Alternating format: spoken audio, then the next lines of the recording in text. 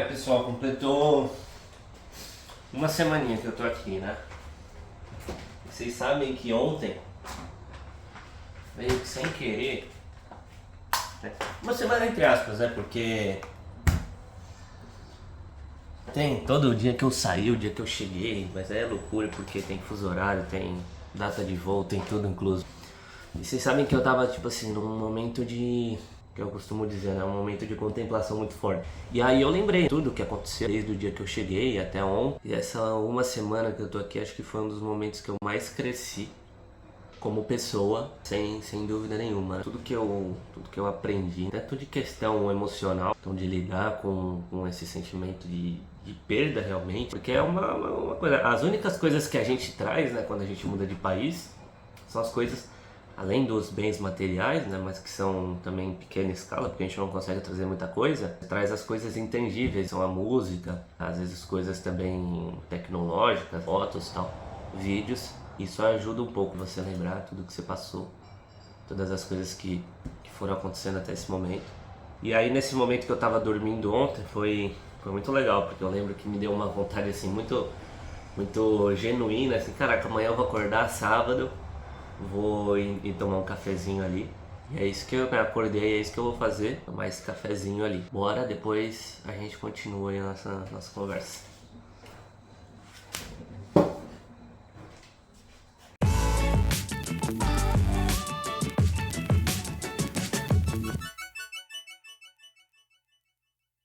Vamos lá, né?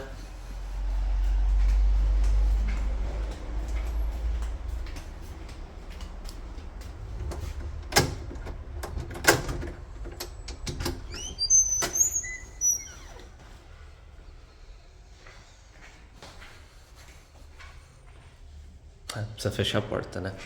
É importante isso.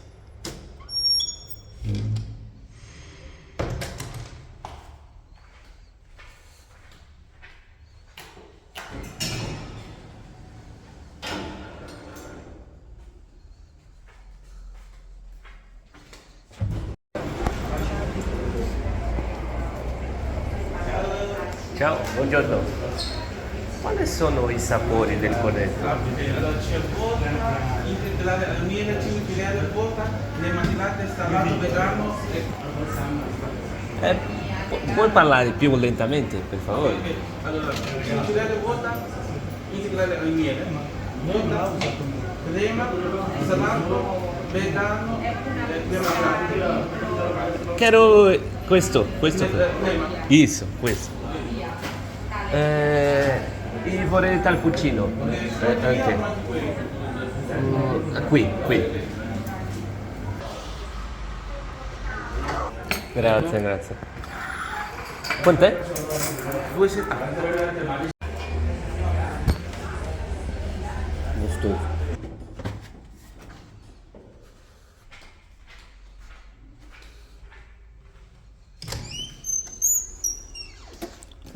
Chegamos. De volta. Continuar a nossa conversa. Cara, muito gostoso assim. Hoje eu provei o cappuccino, né? Eu só tinha tomado um negócio que chamava crema café, que foi um negócio que foi indicado pra mim. E é bem refrescante assim, ainda mais pra esse calor.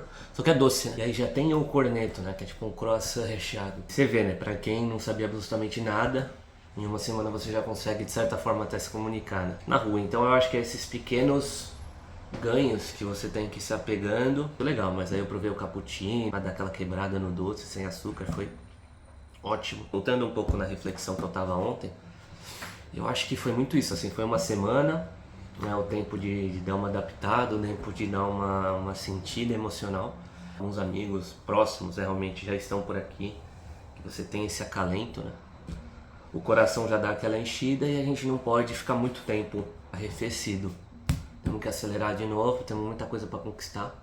Uma das coisas que bateu forte, né, voltando para aquela questão da reflexão, cara, eu não esqueço a cena de eu sentado lá no banco do aeroporto aqui de Milão, né, o Malpensa, de madrugada, assim, sem um ser humano em volta. Eu com uma mala de 23, uma mala de 10 e a minha mala de costas estava muito pesada, né, cheia de computador, essas coisas. totalmente desamparado e sem saber para onde ir, como é que voltar para casa, né? E com muita sono, fome e sede, assim. Pra tomar uma aguinha? A tampa não cai, ó. E eu não consigo tirar da minha cabeça a cena, né?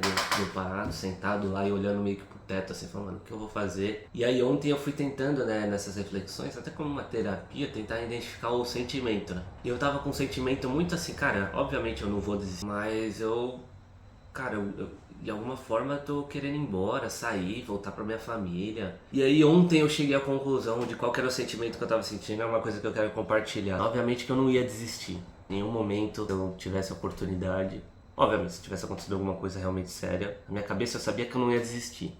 Mas ontem, nesses pensamentos, me veio uma pergunta, era assim, Pedro, se aparecesse um gênio da lâmpada, ali na sua frente, naquele momento do aeroporto, e falasse pra você assim, ó Pedro, eu vou te dar uma cesta aqui, vai passar a cesta de uma opção aqui, de você voltar pro Brasil e fingir que nada disso aconteceu. Nada disso de vir pra Milão, de não sei o que. Cara, nada disso aconteceu, ninguém vai lembrar, ninguém vai saber que você ia vir e no final acabou desistindo. Você simplesmente vai estalar o dedo, você vai voltar na sua cama e aí você simplesmente dorme e acorda no outro dia, ninguém vai falar, ninguém vai lembrar. Você vai viver sua vida normalmente e vai voltar ali dentro, vai continuar no seu emprego, vai continuar trilhando a carreira. Você aceita isso? E aí por um segundo eu falei, talvez naquele momento foi o que eu cheguei mais perto de falar, mano, talvez eu acho que eu teria pego essa cesta. Naquele momento ali, porque era um momento que eu não conseguia nem chorar. Era um movimento assim de... E é engraçado, né? Porque é particular, tem gente que chegaria e estaria tipo assim, nossa, que legal, vou passar a noite no aeroporto. Mas o meu sentimento naquele momento, né? É muito por isso que eu também tô criando esse canal. Que é para mostrar o que eu acho que cada um vai ter a sua leitura, né? E obviamente que eu não imaginava que ia ter isso. Provavelmente, eu acho que é mais para não do que para sim, verdadeiramente falando. Mas também eu não tô conseguindo me transportar para hora.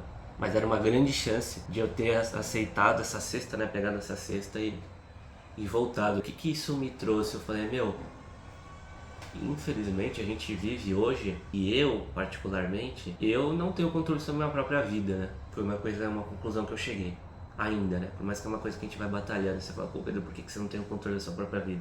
Porque, cara, a única coisa que me faria realmente ter coragem de desistir de uma coisa que estava sendo desconfortante, por mais que seja aquele desconforto que você sabe, no fundo, que você vai evoluir. Eu nunca teria feito isso se as pessoas soubessem que eu teria fracassado, desistido.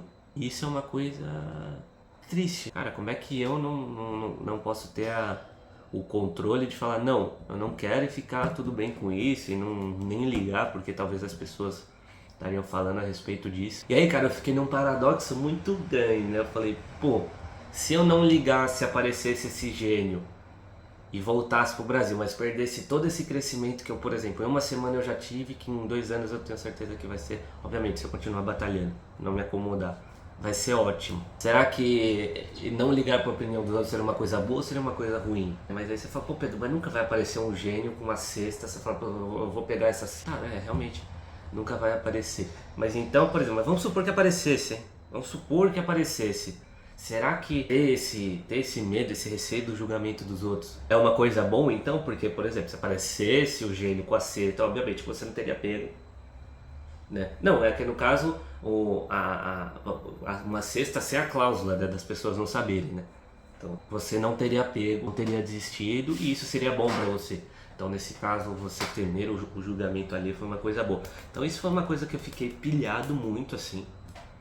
A gente conversa, né, consigo mesmo, com Deus, assim, que eu costumo compartilhar bastante desses pensamentos também.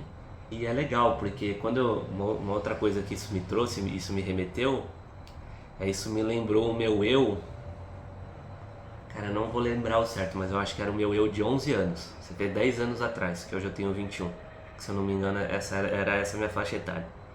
Porque quando eu fazia inglês, né, e eu fiz cultura inglesa, eu lembro que ela era dentro da minha escola. Então, eu não precisava sair da minha escola. E eu sempre fui um cara que eu nunca tinha trocado de escola, né? Eu troquei de escola assim, para sair da pré-escola para ir pra escola mesmo. Então assim, a minha vida sempre foi muito confortante, escola muito perto de casa, 5 minutinhos de carro, 15 minutinhos andando, né? Fazia tudo muito perto na bolha de uma cidade pequena ali da região do ABC, né? São Caetano. Então minha bolha sempre foi lá, né? E querendo ou não, também uma cidade que não é o retrato do Brasil, assim. Muitas mazelas ali você acaba nem percebendo, né? Por mais que a gente cresça, e eu sempre fui um cara que eu fiz questão de conhecer a bolha, né? Mas é uma coisa você sabia como que a bolha fora, é outra coisa viver. E aí, em algum momento, esse convênio acabou e eu teria que, se eu quisesse continuar a estudar inglês, né, que era uma coisa importante, eu já vi importância nisso, mesmo naquela época, eu teria que ir na cultura inglesa de Santo André. E, vamos se convenhamos, é uma cidade do lado, mas já é uma cidade bem maior, e a sede da cultura inglesa, né, em Santo André é bem grande, né? É uma das maiores, eu tenho certeza que eu acho que deve ser uma das maiores que tem. Talvez perdendo, obviamente, para a Matriz, a de São Bernardo deve ser grande também. Mas é uma sede muito grande. E aí eu lembro que assim, nesse meu alto dos meus 11 anos, eu lembro que pra gente não ter que fazer essa viagem longa, né, pra Santo André, que era tipo 20 minutinhos de carro, né, mal saberia eu que eu ia perder 1h30, 2 por dia pra ir pra Poli, né? Minha mãe, ela decidiu que eu ia fazer, eu fizesse as 2 aulas no mesmo dia, né, então 2 aulas de 100 minutos no mesmo dia. Então eu chegava às 2 e saía às 10 para 6. Começava às 2, né? Porque eu chegava mais de 1 hora antes, porque meu pai entrava no serviço por volta ali, acho que era 1h30, por aí. Então ele tinha que me levar bem antes, e minha mãe que me buscava muito depois. E obviamente, tipo assim, não é algo que, até minha mãe, quando às vezes eu comento isso, ela fala, eu judiei do meu filho. Não, é a circunstância da época e, pô, se eles não estivessem trabalhando, eu obviamente não estaria aqui. E obviamente serviu muito pro meu crescimento isso também. E aí eu lembro que eu chegava muito cedo, então eu chegava, não tinha ninguém na escola, né? E aí eu lembro que eu subia, né, pro andar da minha sala e ficava lá sentadinho num banco, né, e ia vendo as pessoas chegando, né? Então eu ficava muito tempo sozinho, muito tempo reflexivo, né?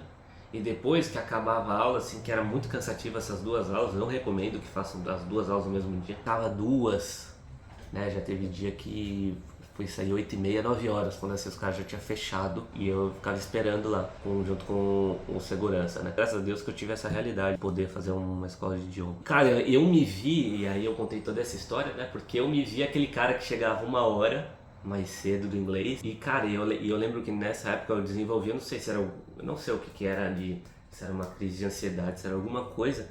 E eu lembro que tipo assim, eu chorava assim. Eu não sei se foi logo no primeiro dia, no segundo, mas eu lembro que nesse início eu chorava muito, né? Nesse período que eu ficava lá. Porque eu me sentia, acho que sozinho, talvez de certa forma oprimido por ser uma grande escola.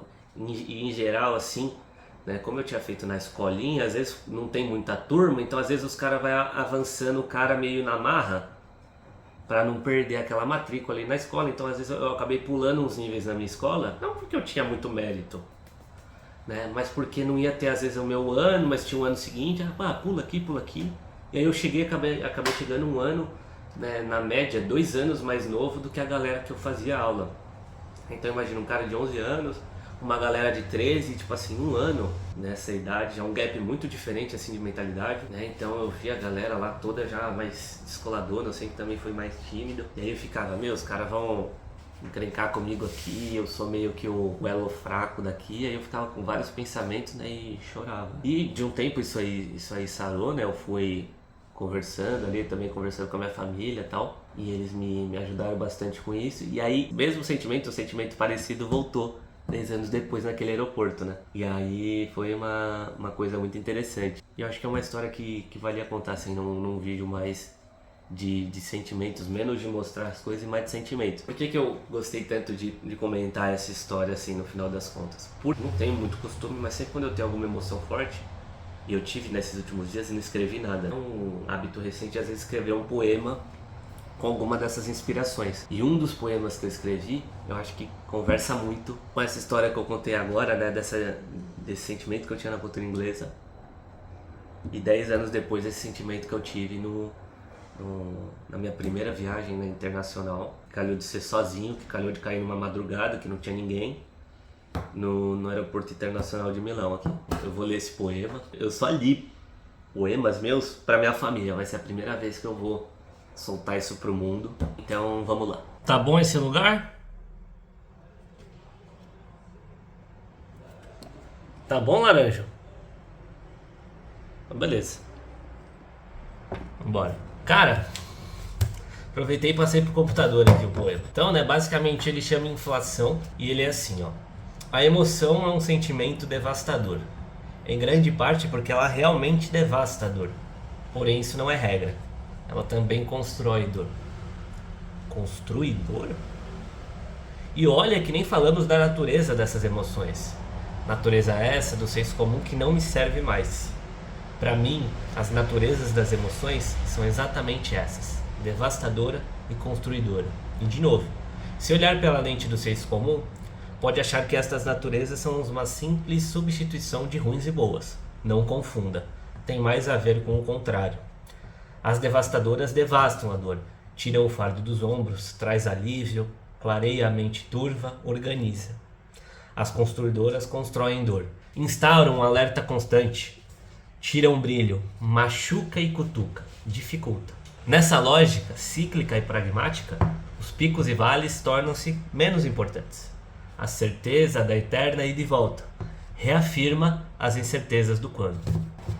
Mas uma coisa é certa: por mais que as voltas possam parecer cada vez mais longas e árduas, não são.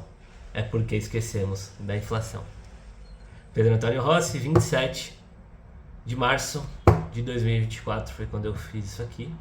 E assim, né? Não cabe muito ao autor ficar interpretando muito poema, mas assim, mais o que o meu sentimento, né? E aí cada um também interpreta o que tá sentindo no coração no momento.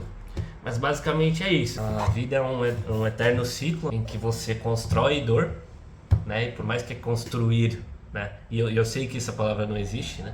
Mas assim, é pra ter esse... Pô, Guimarães Rosa usa neologismo, por que eu não posso usar? Constrói a dor, né? E por mais que construir possa parecer que é algo positivo, né? E é pra ficar essa dualidade mesmo, pô, construir uma coisa negativa ou positiva, né? Fica a critério do leitor, mas muito do que eu pensei foi, pô, você constrói uma coisa boa, então, por exemplo, tô construindo vir aqui pra Milão, mas da mesma forma que eu tô construindo, eu tô fazendo uma dor, que é toda a saudade, todos esses problemas, não problemas, né? Mas esses sentimentos aflorados que vêm. Devastador, né? Devastar a dor é uma coisa boa e é uma coisa ruim também. Então, tipo assim, quando eu for embora, eu vou estar devastando essa dor que eu tô criando agora. Mas no fim também, eu vou estar acabando com esse sonho, né? Com essa coisa de morar fora. Né? Isso é bom, ruim também não tá muito, né? Por mais que o viés do poema seja, né? Construir é ruim e devastar é bom. Mas também não é uma coisa que o poema deixa com uma certeza. E aí é aquela coisa, Pedrinho de 11 anos chorando no hall da cultura inglesa, Santo André, e o Pedrinho de 21 anos, que não conseguia nem chorar direito, no saguão do Malpensa, aeroporto aqui de Milão. E aí é aquela coisa, por mais que possa parecer que a dor aqui de Milão, né, e do Malpensa, é bem maior do que o que foi na cultura inglesa, na verdade não é. É porque tem 10 anos, né, dessa inflação, desse sentimento, e aí no final acaba sendo a mesma coisa. Da mesma forma que andar, que hoje é uma coisa que a gente faz sem nem pensar, foi uma das maiores conquistas, né, quando a gente era pequeno. É assim também quando, sei lá, estourar a boca do balão aí profissionalmente no futuro também vai ser uma conquista tão grande quanto andar, porque a gente tem essa inflação ao longo do tempo. Eu particularmente, né, acho belíssimo esse poema, assim como eu pego muitas coisas que eu ouço por aí. Eu acho que eu falar também é de uma certa forma, de novo, né, aquela parada de retornar pro universo tantas coisas boas que eu pude ouvir de outras pessoas que fizeram bastante sentido na minha vida. E eu acho que é isso, vou encerrar por aqui esse vídeo. Deixem nos comentários aí se vocês têm alguma situação, tempo que passou, dessas emoções que vieram de formas diferentes, mas que bateram de uma forma parecida. Vocês também têm o hábito aí de expressar esses sentimentos de alguma forma. Então é isso, cara, deixa esse likezera aí, se inscreve aí nesse canalzinho. Eu vou deixar também o Instagram, possivelmente eu devo abrir ele, não sei se já tá aberto, se já não tá. Não sei se também como é que eu vou trabalhar muito com o Instagram. Eu sou muito fã mesmo do YouTube. Então o Instagram eu vou vendo aí o que vai funcionar, o que não vai funcionar, tá? Muita gratidão aí por ter assistido e ficado até aqui. Beleza? Valeu!